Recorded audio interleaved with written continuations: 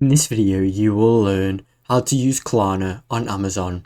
Download the Klarna app, install the Klarna app from the Apple App Store or Google Play Store, then sign in or create a Klarna account.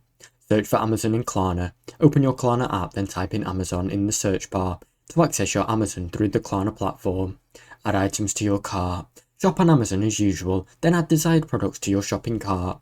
Proceed via the checkout via Klarna. When you're ready, proceed to the checkout inside the Klarna app, then choose Klarna as your payment option. Select your payment plan. Choose your preferred Klarna payment method. This could be pay in 4 installments, pay later, or a financing option.